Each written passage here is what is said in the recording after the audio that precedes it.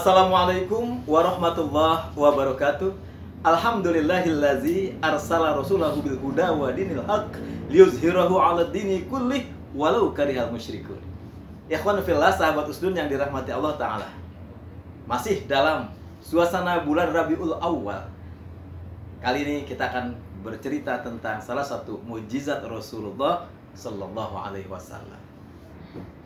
Abu Jahal, salah seorang musuh politik Rasulullah, semakin hari semakin geram, semakin tidak suka terhadap Rasulullah karena ia melihat dari hari ke hari makin banyak saja pengikut Rasulullah.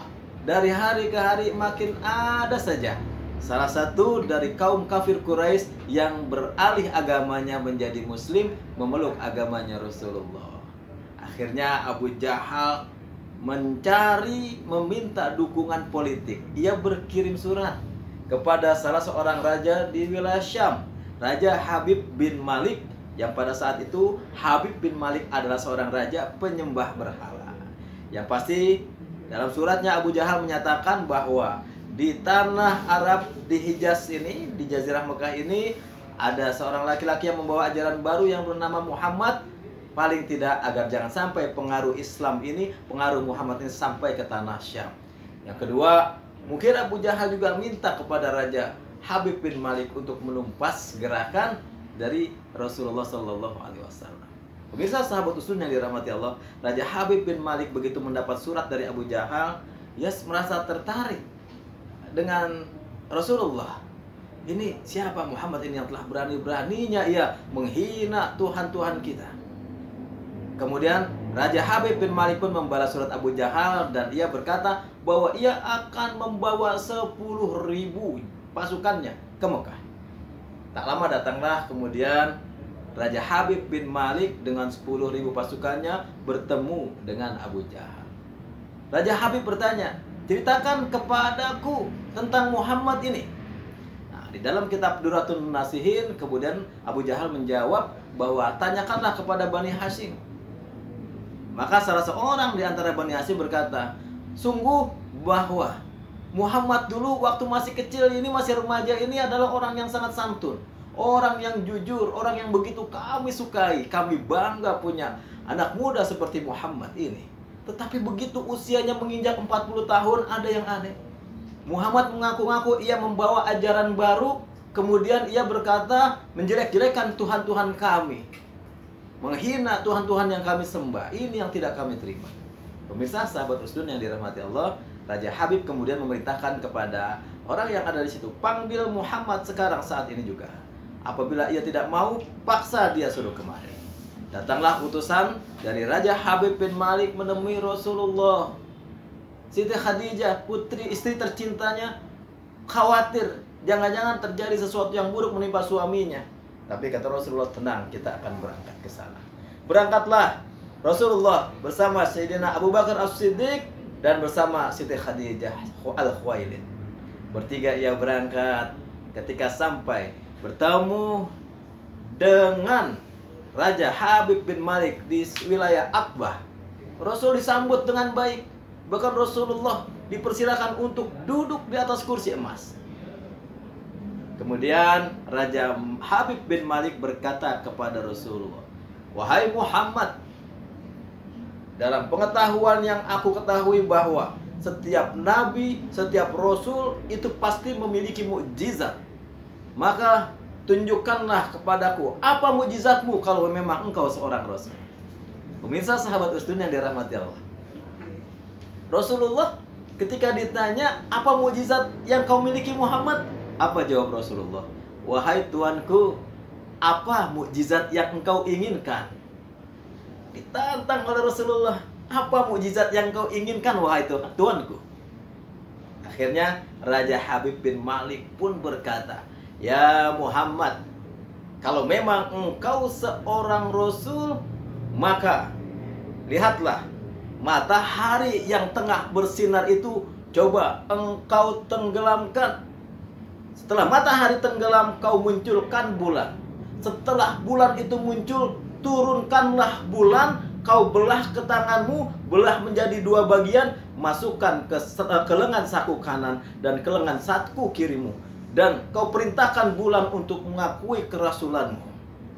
Pemirsa, sahabat Usdun yang dirahmati Allah, Abu Jahal begitu mendengar jawaban dari Raja Habib bin Malik yang memerintahkan Rasulullah untuk menenggelamkan matahari, untuk memunculkan bulan, untuk membelah bulan menjadi dua, untuk memasukkan bagian saku ke satunya ke saku kiri dan ke lengan saku kanan.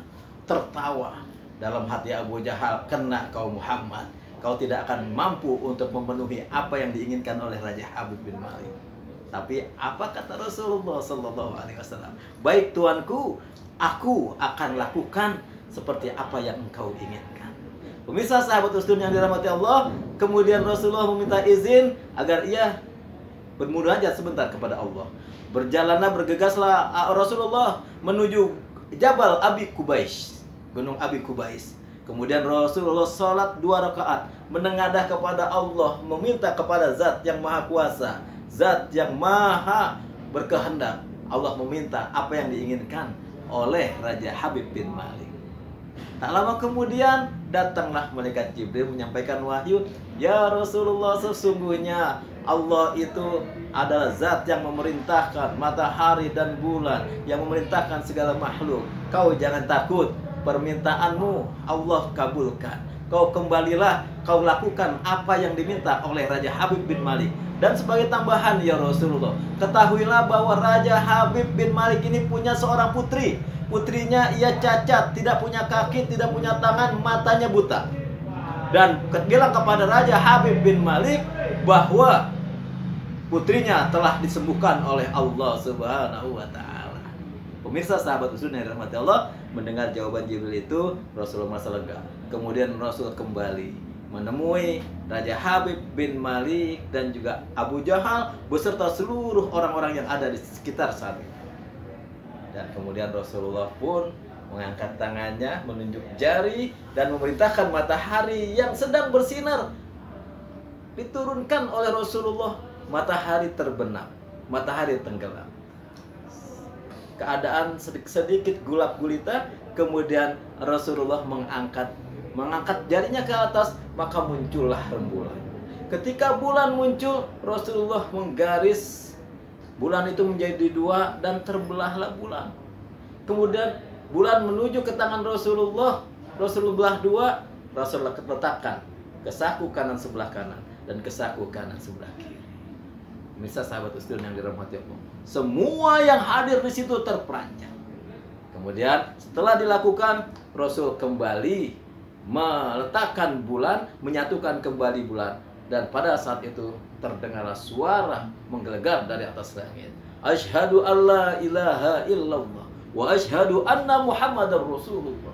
Rasulullah disaksikan oleh seluruh yang ada di situ, semuanya mendengar bahwasanya bulan yang tadi dibelah oleh Rasulullah bersyahadat, mengakui kerasulan Nabi besar Muhammad sallallahu alaihi wasallam. Pemirsa, sahabat Usdun yang dirahmati Allah, apakah dengan mukjizat yang luar biasa itu kemudian Abu Jahal dan seluruh pemeluknya langsung sujud, langsung bersyahadat? Belum. Kalau hati sudah ditutup, khatamallahu ala qulubihim, Allah udah kunci. Nih Abu Jahal. Kata Raja Habib bin Malik, ya Muhammad, luar biasa, aku sangat kagum dengan kemampuanmu, tapi ada satu syarat lagi. Kata Raja Habib bin Malik. Rasulullah begitu Raja Habib bin Malik mengajukan satu syarat, langsung memotong pembicaraan Raja Habib. Wahai Raja, wahai tuanku, ketahuilah bahwa engkau memiliki putri yang cacat, yang tidak punya tangan dan tidak punya kaki dan matanya buta. Sungguh Allah Subhanahu wa Ta'ala telah menyempurnakannya. Allah telah menyembuhkan putrimu. Kembalilah engkau, kau lihat putrimu sudah sehat seperti dia. Pemirsa, sahabat Usdun yang dirahmati Allah, Raja Habib bin Malik kaget. Kenapa? Karena aib atau cacat putrinya itu tidak banyak orang yang tahu, hanya kalangan-kalangan tertentu di kalangan istana saja yang mengetahui perihal cacatnya putrinya. Pemirsa, sahabat Usdun yang dirahmati Allah, akhirnya Raja Habib bin Malik pun bersyahadat. Asyhadu an la ilaha illallah wa anna Muhammadar Rasulullah. Pemirsa sahabat Usdun dari rahmati Allah, bagaimana dengan Abu Jahal? Tetap hatinya sudah beku, hatinya sudah Allah kunci. Melihat mukjizat yang begitu luar biasa, Abu Jahal malah marah kepada Raja Habib. Wahai Raja Habib, wahai Habib, kenapa engkau mempercayai tukang sihir ini? Kau beriman, kau memasuki Islam hanya karena sihir yang ditunjukkan oleh Muhammad ini. Apa yang dilakukan oleh Rasulullah dianggap sebagai sihir oleh Abu Jahal. Tapi apa kata Raja Habib bin Malik? Ketahuilah, janganlah kalian sekali-kali murtad setelah kalian mengucapkan syahadat, kesaksian kepada orang ini, kepada Rasulullah SAW. Sungguh dia adalah orang yang benar. Kembalilah Raja Habib bin Malik ke negeri Syam. Begitu sampai di gerbang kerajaannya, sampai di gerbang istananya, datang putrinya berlari menyambutnya. Putri yang tadinya tidak ada tangan, tidak ada kaki, matanya buta, berlari menghampiri dengan tubuh yang sempurna. Dipeluknya putri tercintanya itu oleh Raja Habib bin Malik dengan haru. Dan apa yang dikatakan oleh putrinya? Asyhadu alla ilaha illallah wa asyhadu anna Muhammadar Rasulullah. Raja Habib bin Malik kaget. Engkau mengenal ucapan itu dari mana, wahai putriku? Apa jawab putrinya? Wahai ayahku, semalam aku bermimpi didatangi oleh seorang lelaki yang sangat tampan mengajarkan kalimat ini. Ketika aku membacakan kalimat ini, maka orang tadi bermohon kepada Tuhannya akan menyembuhkan, menyempurnakan tubuhku keadaan sedia kala. Maka aku pun bersyahadat. Pemirsa sahabat Usdun yang dirahmati Allah, inilah salah satu mukjizat yang dimiliki oleh Rasulullah. Rasulullah membelah bulan. Rasulullah bisa menyembuhkan putri Raja Habib bin Malik yang tidak punya kaki, yang tidak punya tangan, yang matanya melihat. Padahal ia ada di Mekah, putrinya ada di Syam. Allahumma salli ala Sayyidina Muhammad wa ala ali Sayyidina Muhammad. Hadanallahu wa iyyakum ajmain. Wassalamualaikum warahmatullahi wabarakatuh.